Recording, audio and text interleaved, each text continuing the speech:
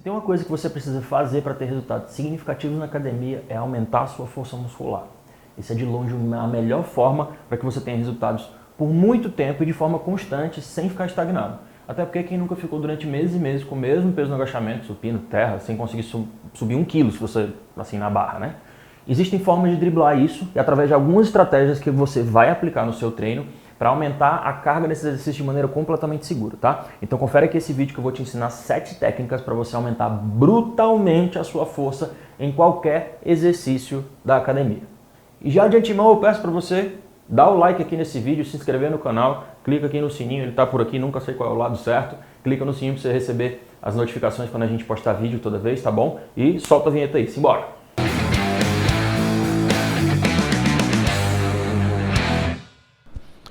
Eu vou deixar um link aqui na descrição desse vídeo que vai ser a solução para a sua dieta, para o seu treino, para os seus resultados. No site Adaptogen você vai ter a oportunidade de usar os suplementos com maior qualidade, capricho e pureza que eu já vi. E ainda é gostoso pra caramba, produto padrão Raí-Milé de qualidade. E se além de ter o físico dos seus sonhos, você quer ser uma pessoa esperta, então você vai usar o cupom RAI10 para pagar ainda mais barato e ganhar 10% de desconto na loja inteira. Lembrando que se você pagar por boleto, você tem desconto adicional. Quer ter mais hipertrofia? Clique no link da bio. Quer emagrecer mais rápido e com mais facilidade? Link da bio. Quer economizar e ganhar 10% de desconto? Clique no link da bio e use o cupom RAI10. Então, galera, o vídeo de hoje ele tem o intuito de fazer com que vocês entendam como ganhar força em qualquer exercício que você esteja com dificuldade lá no seu treino que você está fazendo aí na academia, tá? Qualquer movimento, essas estratégias vão te ajudar, tá certo? Em qualquer tipo de treino, qualquer tipo de exercício. E é importante que vocês saibam disso justamente porque quando a gente está falando sobre hipertrofia, o ganho de força, né?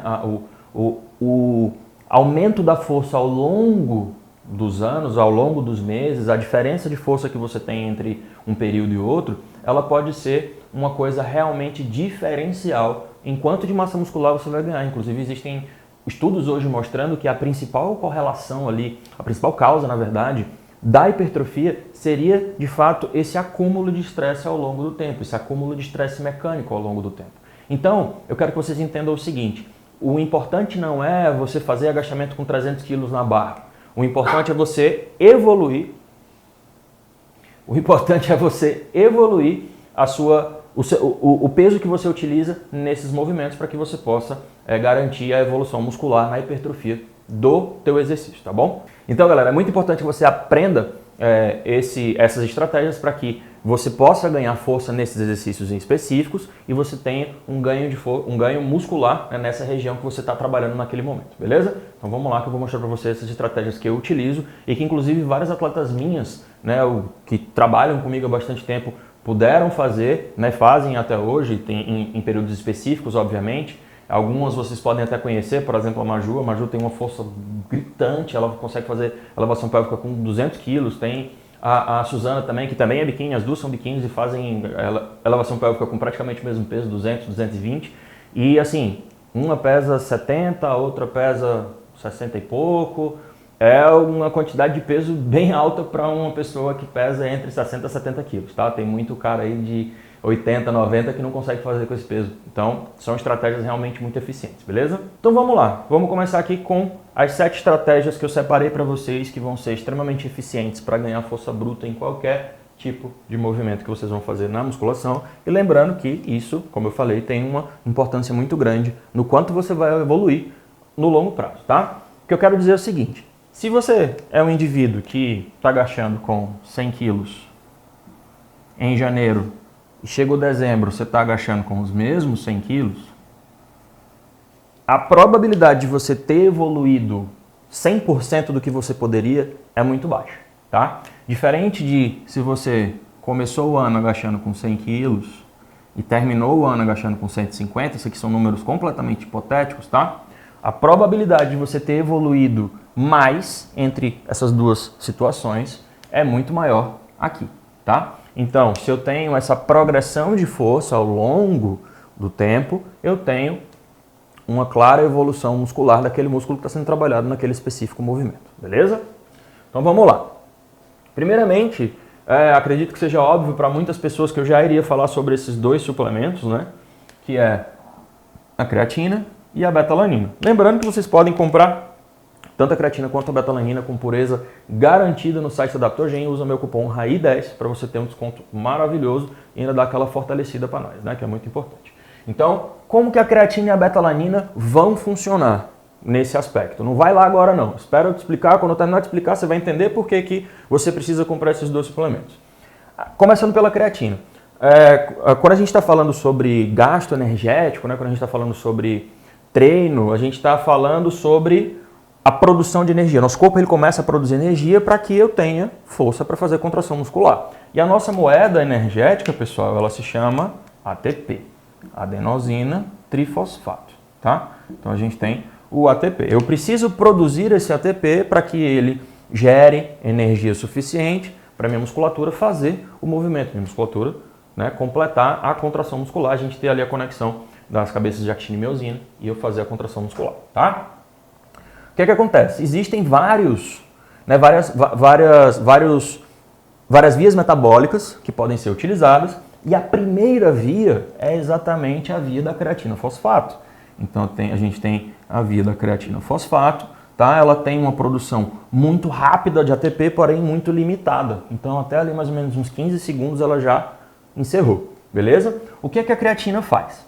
A creatina, com o tempo, ela vai sendo acumulada dentro da célula, tá? E eu vou dando mais suporte para que o meu corpo produza mais ATP. Então, eu tenho mais creatina dentro dessa célula e essa creatina vai aumentar essa produção de ATP por um determinado período, beleza? Fora alguns outros milhares de benefícios que a creatina tem, que a creatina é o suplemento que hoje tem maior quantidade de evidências validando o uso para musculação com efeitos da hipertrofia, no ganho de força, efeitos até efeitos até cognitivos, enfim, tem uma série de efeitos positivos que a creatina pode ter para você, tá bom? A betalanina. A betalanina, pessoal, ela é um aminoácido também, assim como a creatina, e a betalanina ela faz o seguinte: quando a gente está fazendo o nosso exercício, né, a gente está utilizando essas vias metabólicas, como eu falei para vocês. A primeira via metabólica é a da creatina fosfato. A segunda é a via anaeróbica lática, ou seja, é uma via que não utiliza oxigênio e que produz lactato no final. Essa via, tá, pessoal, ela é uma via que basicamente utiliza a glicólise como uma principal forma de produzir ATP, beleza? Quando essa glicólise ela é realizada lá no nosso músculo, ela vai deixando alguns resíduos nessa fibra muscular e esses resíduos eles vão deixando o ambiente mais acidificado. Eu tenho um aumento desse cara aqui, ó. Eu tenho um aumento dos íons H+, tá? E esses íons H+, eles começam a deixar esse ambiente mais acidificado e começam a prejudicar o funcionamento de algumas enzimas muito importantes. Essas enzimas, quando elas não estão num pH adequado, né, elas estão num meio mais ácido ou mais alcalino do que deveria, elas começam a não funcionar muito bem e a contração muscular começa a falhar, ou seja, a gente chega na fadiga muscular, tá? Esse cara aqui é um dos maiores responsáveis por conta da fadiga muscular, é aquele que gera a queimação no músculo mesmo. Quando você está fazendo e tem aquele pump monstruoso, aquela queimação, é por causa desse cara aqui, é um dos principais responsáveis, é esse cara aqui. O que é que a betalanina faz? Ela, quando você ingere, ela é digerida e tudo mais, e ela vai ser convertida, né, nos processos metabólicos e bioquímicos dela em carnosina. A carnosina vai fazer um efeito de tamponamento nesse cara aqui, tá? Então a gente tem um efeito de tamponamento e o efeito de acidez que os íons H+ trariam para a nossa fibra muscular é reduzido, ele é retardado, ele é atrasado, fazendo com que a gente tenha o quê? Diria que até mais força sim, mas o principal disso é conseguir fazer algumas repetições a mais com uma carga maior, tá? Então eu vou utilizar um peso mais elevado e eu vou conseguir sustentar esse meu exercício por mais tempo ou até mesmo pela mesma quantidade de repetições, mas com mais peso, porque eu vou ter um atraso na minha fadiga, né? Então, como a fadiga ela é atrasada, a gente tem esse benefício aí no ganho da força, tá? Falando em dosagens, né? Quanto que eu posso utilizar? Dosagem de creatina estudada, né? O que é avaliado nos estudos, é 0,1 grama, esse meu G tá horrível, por quilo. Beleza? Então, se você é um indivíduo que pesa 80 quilos, você tem que tomar quantos gramas de creatina? 8 gramas de creatina por dia, tá?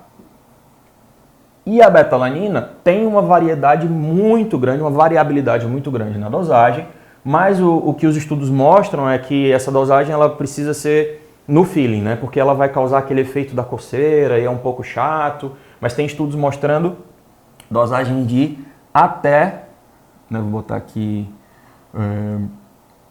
até 6 gramas, eu vou botar aqui, barra 6 gramas, tem estudos de 1 até 6 gramas, tá? Então vai utilizando essa dosagem aí para ver como que você se adapta, beleza? Essa dosagem da betalanina pode ser dividida durante o dia, não, tipo, preciso tomar, eu sou um cara que pesa 100 quilos, vou usar 4 gramas.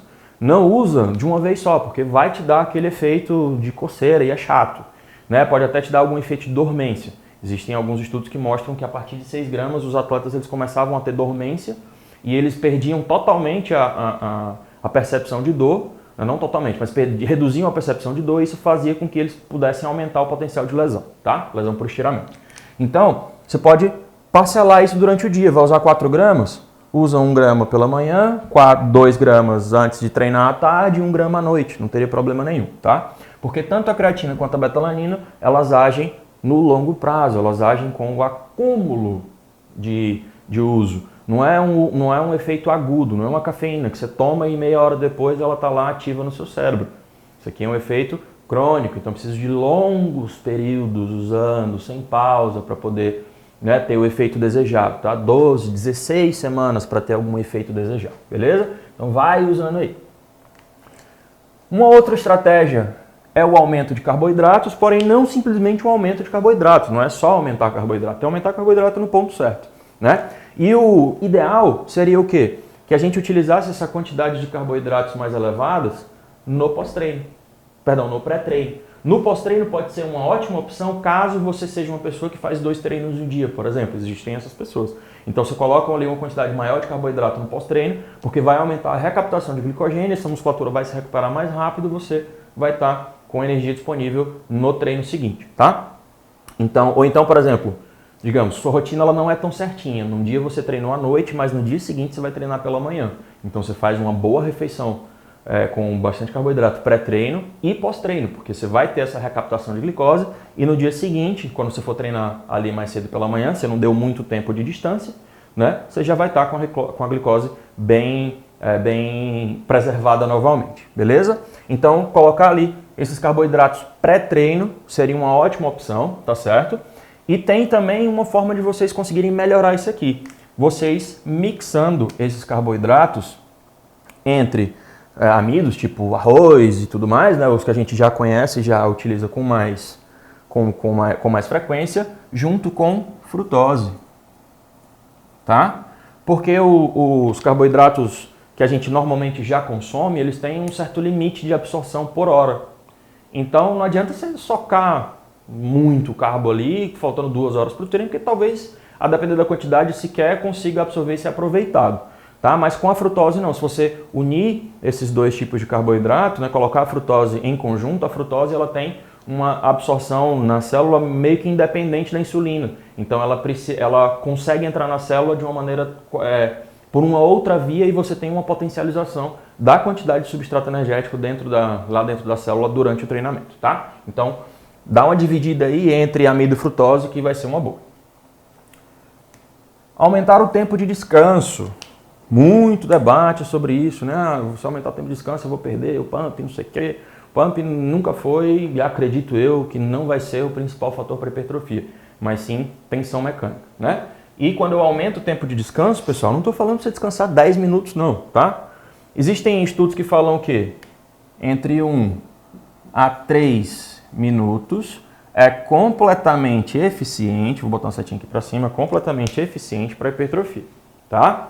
Porém, quando eu utilizo esses números maiores de 3 minutos, eu tenho também o benefício da força.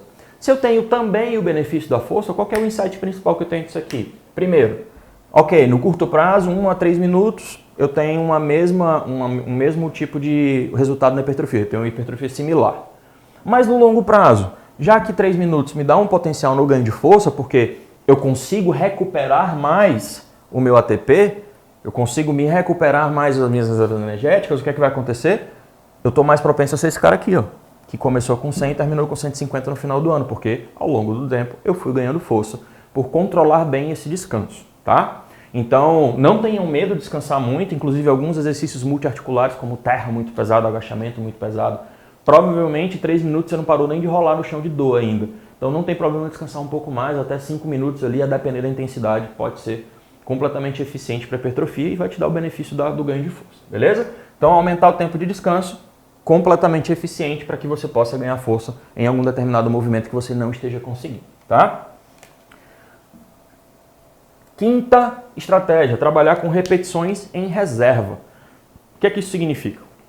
Repetições em reserva, o nome já é bem meio que intuitivo, mas são repetições que você deixa na reserva antes de chegar na fadiga. Então vamos lá, fiz 10 repetições de rosca direta e deixei 2 na reserva. Significa que, na minha percepção, na experiência que eu tenho, faltava mais 2 repetições para eu chegar na fadiga concêntrica, ou seja, eu não consegui mais fazer o movimento com a técnica correta, eu começar a roubar, né? Fadiga concêntrica é isso. Eu comecei a roubar, então eu cheguei em uma fadiga concêntrica, tá? Se eu parei 2 repetições antes, significa que eu deixei ali 2 na reserva, eu estou preservando energia. Tá aí, mas não chegar à fadiga, não seria algo prejudicial? Não seria algo prejudicial. Temos vários estudos mostrando que entre 1 até 5 repetições em reserva, temos uma hipertrofia similar. E alguns outros que eu prefiro mais esse número, tá? 1 a 3 repetições em reserva também, hipertrofia completamente similar. Eu prefiro girar aqui, tá? Aqui eu já fico um pouco receoso. Também não posso ser Caxias, né? Como eu sempre falo, a gente tem que unir prática e teoria. Para mim, 5 repetições de reserva tá uma intensidade uma percepção de esforço ainda muito baixa. Eu ficaria com um pouco de receio em utilizar todo o meu treino, por exemplo, com 5 repetições de reserva, mas eu faria todo o meu treino com 3 facilmente. Então, eu gosto mais desse número aqui, de 1 a 3 repetições de reserva. Tua hipertrofia vai ser igual, vai ser similar. Só que aí a gente entra na mesma questão aqui do tempo de descanso. Se eu tenho hipertrofia similar na verdade não é nenhum, né? Seria 0, que seria fadiga, né? Se eu tenho uma hipertrofia similar aqui entre esses dois ambientes, digamos assim, um com fadiga concêntrica e um faltando ali até 3 repetições em reserva, se a hipertrofia no curto prazo é similar, no longo prazo o que é que vai acontecer? Eu vou ter um maior potencial de força, ou seja, eu vou ter um aumento aqui de força no longo prazo, eu vou ter um acúmulo de estresse no longo prazo e eu vou estar mais propenso a evoluir mais, vou estar mais propenso a ganhar mais massa muscular, beleza? Cluster 7. Qual que é a parada do Cluster 7? O Cluster 7, pessoal, ele tem uma técnica bastante difundida, lógico que tem suas variações, mas o que a gente tem disponível com alguns estudos e também na prática, eu gosto muito, é uma das técnicas que eu mais uso, é o seguinte, você, digamos assim, para o agachamento, vamos usar esse exemplo aqui, você faz, vamos colocar 100 quilos, tá? Você faz com 100 quilos, você faz 6 repetições, vamos botar 5 para facilitar a conta, faz 5 repetições com 100 quilos, beleza? O que é que eu vou fazer? Na verdade, eu vou fazer de um jeito diferente para ficar ainda mais fácil. Com 100 quilos você faz 10 repetições, tá? Então eu vou anotar aqui do lado. Para 10 repetições. Beleza? O que é que a gente vai fazer no Cluster 7? Eu vou pegar os mesmos 100 quilos, tá certo? Só que eu vou fazer 20 repetições. Aí, mas como diabo eu vou fazer 20 repetições se eu só fazia 10 máximas? Eu não conseguia fazer nem a 11ª.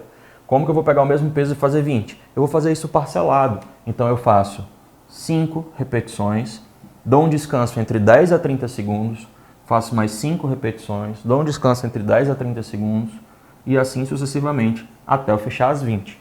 Nessa última aqui é onde eu chego à fadiga. Nessas outras aqui eu ainda não vou chegar a 100%. Aqui vai faltar 5 repetições na reserva, aqui vai ficar faltando mais ou menos umas 2, aqui vai chegar muito perto da fadiga, aqui eu vou me lascar, vou fadigar por completo, tá? Então é uma estratégia extremamente eficiente para o ganho de força, porque basicamente ela une os pilares do ganho de força numa estratégia só. E essa última aqui, pessoal, é algo que eu acredito que muita gente não esperava que eu falasse, né? Drop set. Sim, você pode ganhar força utilizando o drop set. Para quem não sabe, drop set você faz com um determinado peso, lá um movimento, reduz a carga e continua fazendo. Às vezes faz até mais vezes isso, né? Faz vários drops. E normalmente isso é utilizado para o aumento do estresse metabólico e não para o ganho de força. Só que existe uma variação de drop set que também tem eficiência garantida na hipertrofia, que ela funciona da seguinte maneira. Você, vamos colocar aqui, por exemplo, cadeira extensora, tá? Você utiliza 15 placas, digamos assim, para poder fazer uma repetição máxima, tá? E aí como é que você vai fazer seu drop set para o ganho de força? Bota as 15 placas, faz uma repetição máxima, reduz entre 20% a 50% do peso e continua até a fadiga. Isso vai fazer com que você potencialize a força acima do treinamento tradicional, tá? Então é um ganho adicional do que o treinamento tradicional ou do que o drop set tradicional poderia fazer. O drop set tradicional como que é? Eu pego um peso que faria mais ou menos ali 8 a 12 repetições, vou diminuindo de 20% em 20% para que eu possa aumentar a quantidade de trabalho feito, né? Aumentar a quantidade de volume de repetições feitas, e isso vai fazer com que eu tenha um acúmulo de estresse gigantesco. Mas dessa forma, eu tenho um acúmulo de estresse mecânico também muito grande, porque eu vou estar trabalhando com cargas altíssimas, e aí eu vou reduzir e eu vou conseguir, eu vou completar as minhas outras repetições para poder chegar ali num nível bacana de repetições para que a gente tenha uma hipertrofia de como que eu posso dizer? Um número validado para o aumento da hipertrofia de maneira eficiente, tá? E aí tem uma última coisa, né, que muita gente fica com medo de fazer, que é o que? Mas eu vou começar a ganhar força, eu não vou me lesionar. Se você fizer as coisas direito, com calma, com paciência, você não irá se lesionar. Porque quando você treina, pessoal, o que é que acontece? A gente está aqui fazendo o treino, né? A gente está fazendo o nosso treino de força, não é só o músculo que está se ajustando a isso. Os tendões também estão, os ligamentos também estão, os ossos também estão. Se vocês forem olhar alguns tratamentos de osteoporose, a indicação é exatamente treino de força, porque eu vou aumentar a densidade óssea ali naquela região que está sendo treinada. Então, quando eu faço um treinamento estratégico, progressivo, não é simplesmente chegar lá e tentar levantar todo o peso da academia, mas sim respeitar seus limites, tentar progredir aos poucos, utilizar estratégias eficientes e validadas, né? E eu fazendo isso com calma, com paciência, respeitando o meu corpo, você não vai se lesionar. Eu garanto para você que você vai seguir numa boa, sem nenhum tipo de risco, tá? Não vou falar, na verdade, nenhum tipo de risco, porque a partir do momento que você está treinando, você tem risco. Mas esse risco ele vai ser, com toda certeza, minimizado ao ponto de ser ali praticamente igual a um treinamento comum, que você pode estar fazendo uma rosca direta e no momento ali de empolgação, treinando com um amigo, 2 scoops de panic na cabeça, você faz o quê? Vai até o limite e acaba rompendo a porcaria do bíceps, com 10 kg de cada lado. E que nem era o teu máximo. Você fez 20 repetições e acabou fazendo isso por conta do estresse que foi gigantesco. Então, os riscos eles existem. Não é só treinando força, treinando pesado que você corre risco de se lesionar, não. Tem risco. A partir do momento que você pisou na academia e está treinando sério, você tem o risco de lesionar. Eu costumo dizer que só se lesiona quem treina. Quem não treina não se lesiona, não. Tá? Então, esse ganho de força de maneira controlada, estratégica, não é só na musculatura, mas também em tudo aquilo que envolve a musculatura para que tudo comece a suportar. Tá? E eu vou fazer aqui uma pergunta para vocês refletirem um pouco, né? Porque a musculação a gente trata muito sobre estética, mas a gente acaba esquecendo um pouco também da questão funcional da coisa. Vamos lá, você está na sua casa, tem um sofá super pesado e que precisa ser levantado, não importa por quê. Se é sua mãe para varrer embaixo, se é para achar alguma coisa que caiu no chão, se é porque é para jogar ele para fora do prédio, não sei. Mas você precisa levantar esse sofá, tá? Esse sofá é pesado pra caramba. Quem que você acha que está mais propício a se machucar? O cara que não treina força de jeito nenhum, que ele está muito mais preocupado em ter o pump dele lá, não estou falando que pump não é importante, tá? Mas ele está muito preocupado em ter o pump dele lá, ele dispensa força, ou o cara que treina e que progride peso. A probabilidade do cara levantar um sofá pesado, como se fosse um levantamento terra, e não ter o costume de fazer isso, esse movimento, e ter força para isso, a probabilidade dele acabar se machucando é muito maior do que um cara que faz um treino de força, porque para aquilo ali vai estar até leve, talvez ele levante com uma mão, porque ele faz levantamento terra com o triplo do peso. Então, questões funcionais também são muito importantes. No seu dia a dia você vai ficar mais funcional, no seu dia a dia você vai correr menos riscos de se machucar do que uma pessoa que não treina dessa forma, beleza?